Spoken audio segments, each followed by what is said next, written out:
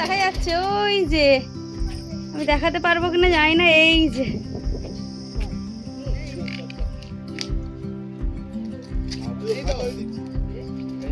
High, আমি মানসী, আর চলে গেছিলাম শ্বশুর বাড়িতে, এবং সেটা কিন্তু ভারতের সুন্দরবনের শেষ গ্রামে অবস্থিত।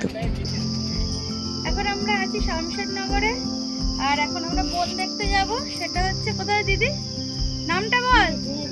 ঝিঙেখানি ফরেস্ট অফিসে যাব। সেখানে যদি ভাগ্যে থাকে হরিণ বাঘ দেখতে পাবো আমার সাথে।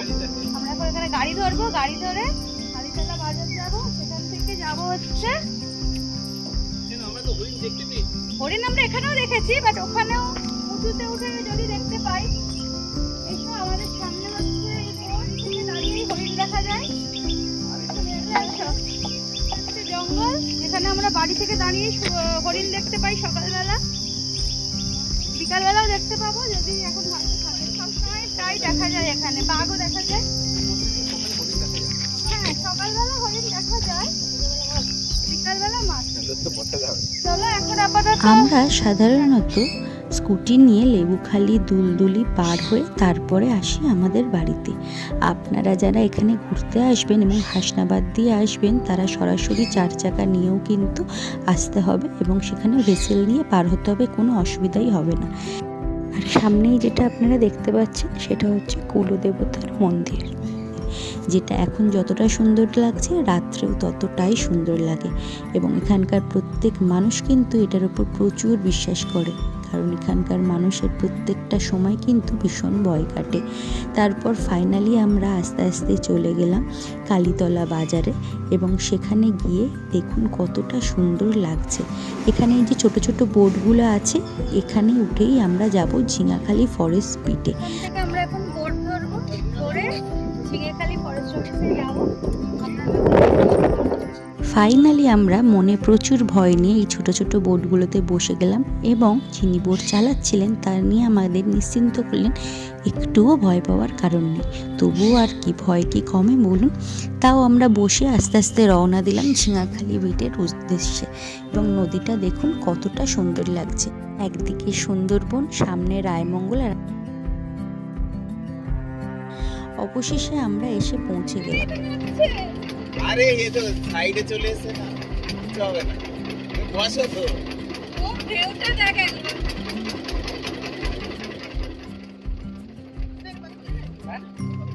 এখানে এতটাই ঢেউ হচ্ছিল যে আমরা প্রত্যেকে ভীষণ ভয় পাচ্ছিলাম, এবং ফাইনালি আমরা নেমে পড়লাম, এবং চারিদিকে আছে প্রচুর হনুমান। দেখুন আমরা আস্তে আস্তে ঝিঙাখালি বিটের উদ্দেশ্যে যাত্রা করছি, এবং সামনের গেটটা দেখুন কতটা সুন্দর, এবং চারিদিকটা সবুজ আর সবুজ, মানে সেই হয় না সামনে নীল আকাশ, নদী, বনভূমি, এরকম একটা সৌন্দর্য। যাই হোক, পৌঁছে গেলাম ঝিঙাখালি বিট, এবং এর মধ্যে কি কি আছে আমরা দেখার সাথে সাথে আপনাদের সাথেও শেয়ার করব। আছে প্রচুর পরিমাণে ম্যানগ্রোভ গাছ, যেগুলো আমরা ছোটোবেলায় বইতে পড়েছি, এবং আছে ওয়াচ টাওয়ার, যার উপরে উঠলে আপনি বাঘ, হরিণ, কুমির সহ অন্যান্য বন্য জীবজন্তু দেখতে পাবেন, এবং যদি ভাগ্যে থাকে তো এর ভেতরেও একটা সুন্দর বনভূমি মন্দির আছে। আর এই যে গাছগুলো দেখতে পাচ্ছেন, এগুলো হচ্ছে গর্জন গাছ, এবং তার ফলগুলো সুন্দরভাবে ঝুলছে, যেটা দিদি আমাদের বলে বলে বোঝাচ্ছে। আমি এর আগে কখনো দেখিনি। তারপর আমরা সামনের দিকে এগোলাম, এবং মা অলরেডি বনবিবির মন্দির দেখে ঢুকে গেছে নমস্কার করতে। এই হচ্ছে মন্দিরটা, কি সুন্দর লেখা দেখুন, মা বনবিবি ও দক্ষিণায়ন। এখানেও আমরা সবাই নমস্কার করে আস্তে আস্তে রওনা দিলাম, এবং চারিপাশটা ঘুরতে এতটা ভালো লাগছিল, চারিদিকে এত গাছ। তারপর হঠাৎ করেই এনার সাথে দেখা হয়ে গেল, কত বড় গোসাপ দেখুন। আমরা তো এটাকে গোসাপ বলি, আপনারা কী নামে চেনেন অবশ্যই কমেন্টস করে জানাবেন। প্রথমে আমি এটাকে স্ট্যাচু ভেবেছিলাম, তারপর হট করে দেখি উনি মুভমেন্ট করছেন এবং জিভ বার করছেন। আর এই যে দেখুন বাঘ মামা গাছে উঠছে, আর এখানে তো বাঘ মামা চেয়ারে হেলান দিয়েই বসে আছে। আমরা একটু এদিক ওদিক ফটো তুলে আবার গেলাম এদিক ওদিক গাছের দিকে দেখতে। কত রকমের যে ম্যানগ্রোভ গাছ আছে সেটা আগে সত্যিই জানতাম না। আর এই যে গাছটা দেখতে পাচ্ছেন এটা হচ্ছে গোলপাতা গাছ। নাম গোল হলে কি হবে, পাতাগুলো কিন্তু মোটেই গোল না। এবং গ্রামের দিকের অনেক মানুষ এটা দিয়ে কিন্তু ঘরবাড়ি ছাওয়ায়। এবং এর একটা ফল হয় এবং ফুলও হয়। ফলটাকে নাকি তারু ফল বলা হয়। এই দেখুন এর ফুলগুলো মৌমাছি ভরে। আর এই যে গাছটা দেখতে পাচ্ছেন এটা হচ্ছে কেওড়া গাছ, যেটা চারিদিকে ভরে ভরে আছে। এটা আমার শ্বশুরবাড়ির সামনেও কিন্তু প্রচুর আছে। আর এই সময় যখন আমরা গেছিলাম দেখুন ছোট ছোট কেওড়ায় পুরো গাছটা ভরে গেছে। এবং এইসব গাছে কিন্তু প্রচুর পরিমাণে হনুমান ঘুরে বেড়ায়। কেওড়ার বনটা দেখুন কত সুন্দর। এর ভিতরেই একটা সুন্দর জায়গা আছে যেটা চারিদিকে গোল করে ঘেরা আছে এবং জলের মধ্যিখানে, এবং এখন একটা সুন্দর বসার জায়গা আছে, সেখানেও আস্তে আস্তে গেলাম। কি দেখছো তোমরা? আচ্ছা এটা সুন্দরী গাছ, সুন্দরী গাছ আর সুন্দরী ফুল, অনেকটা রঙ্গনের মতো কাছাকাছি কিন্তু অন্যরকম দেখতে, বেশ সুন্দর। শুকিয়ে গেছে না হালকা হালকা এরকমই? আচ্ছা, কিন্তু বেশ ঘন ঘন হয়েছে না, বেশ ভালো লাগছে। হ্যাঁ তাই, ওটা কি সত্যি শিকড়? না হয়েছে তো, মানে ইট ফিট দিয়ে ডিজাইন মেরেছে। সবসময় ছোটবেলা থেকে শুনতাম নাকি সুন্দরবনে সুন্দরী গাছ, সুন্দরী গাছ। তো ফাইনালি দেখে নিলাম সুন্দরী গাছ এবং তার ফুলগুলো। ভগবান, তাই খুব সুন্দর লাগছে। দেখো ওটা কি গাছ? ইনি ছিলেন আমাদের গাইড, যিনি আমাদের ঘুরিয়ে ঘুরিয়ে দেখাচ্ছিলেন এবং কি ভালো লাগছে ঝাউ গাছ। দেখাচ্ছিলেন এগুলো ঝাউ গাছ, পেছনেরগুলো সুন্দরী ফুল গাছ। দেখুন কত সুন্দরী ফুল হয়ে আছে গাছে। গাছটা পুরো না হলুদ হয়ে আছে, যেটা ক্যামেরায় হয়তো অত ভালো ধরা পড়ছে না। আমরা সামনে থেকে দেখেছিলাম, পুরো মনে হচ্ছে সোনা দিয়ে মোড়া, এতটাই সুন্দর লাগছিল জায়গাটা। তারপর ওটা আমরা দেখে আস্তে আস্তে ওয়াচ টাওয়ারের দিকে রওনা দিলাম, কারণ আমরা খুবই সবাই এক্সাইটেড ছিলাম যে ওয়াচ টাওয়ারে উঠলে হয়তো এটা ওটা সমস্ত প্রাণী আমরা দেখতে পারবো। একদম কাছ থেকে যতটা পারছি সুন্দরী গাছটা দেখাচ্ছি, কত সুন্দর ফুল হয়ে আছে, হলুদ তার মধ্যে একটা মেরুন মেরুন শেডের, বিভৎস সুন্দর লাগছে। পুরো গাছটাতে সুন্দরী গাছ ফুল ভরে গেছে।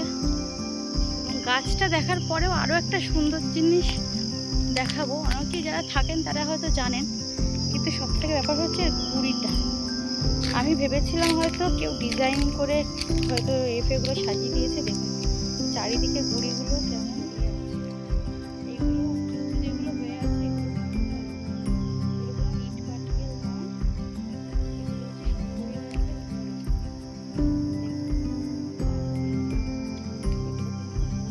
এটা হচ্ছে ওয়াচ টাওয়ার, যেটাতে আমরা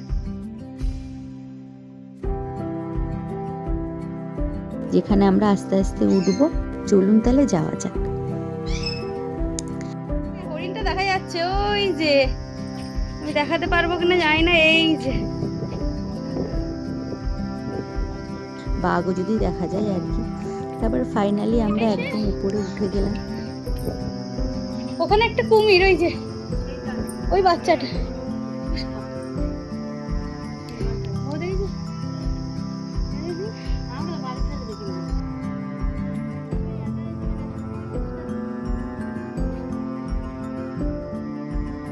দেখাচ্ছে এখানে একটা গোসাপ শুয়ে আছে, এই যে। ও জলের দিকে যাচ্ছে গোসাপটা, হরিণটা এসছে।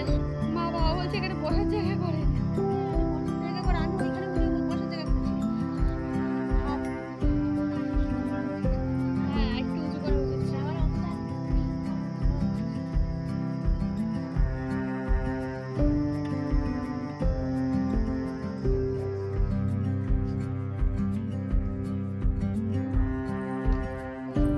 ফাইনালি দেখে যখন আমরা নিচে নামছিলাম তখন ঘটলো একটা বিপদ। বাবার কাছে খাওয়ার আছে ভেবে সেই হনুমানটা তো একদম বাবার গায়ে লাফিয়ে পড়লো এবং ছোটাছুটি করতে থাকলো। আর আমার বড়মশাই এমন করে তাদের সাথে কথা বলছে, মনে হচ্ছে যেন ছোটবেলার বন্ধুকে খুঁজে পেয়ে গেছে। দেখুন একবার। জানলে খাওয়ার আনতাম। চলো চলো চলো ওদিকে দাঁড়াচ্ছি তুলেছো আরে বাবাকে ধরে টানাটানি করেছি, বাবা হাতে লেগেছে? আঁচড়ায় ফেসেনি তো?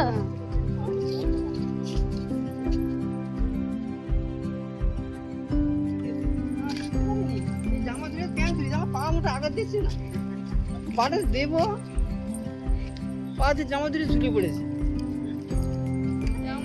আমার তো ভয়ে আমি মরেছি।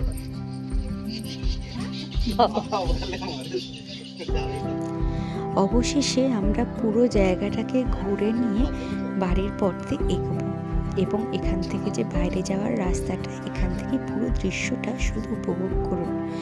যারা এখানে এসেছেন তারা তো জানেনই কতটা সুন্দর, আর যারা আসেননি অবশ্যই বলবো একবার হলেও ঘুরে যান। বিশ্বাস করুন বাড়ি যেতে ইচ্ছা করবে না। সামনে রায়মঙ্গলের বড় নদী আর পেছন দিকে সুন্দরবন, আর এই যে সোজা নদীটা দেখা যাচ্ছে যেটা, ওখান দিয়ে কিন্তু আমাদের দেশের বাড়ি যাওয়া যায়, সেটাও আপনাদের সাথে শেয়ার করব। যদিও বা এবার ভয়ে আমরা যাইনি, ভীষণ ভয় লাগছিল আমাদের। নেক্সট বার চেষ্টা করব এখান থেকেই গ্রামের বাড়ি যাওয়ার পুরো ডিটেলস আপনাদের সাথে শেয়ার করতে। অবশ্যই ভিডিওটা ভালো লাগলে লাইক, কমেন্ট এবং শেয়ার করতে কিন্তু ভুলবেন না।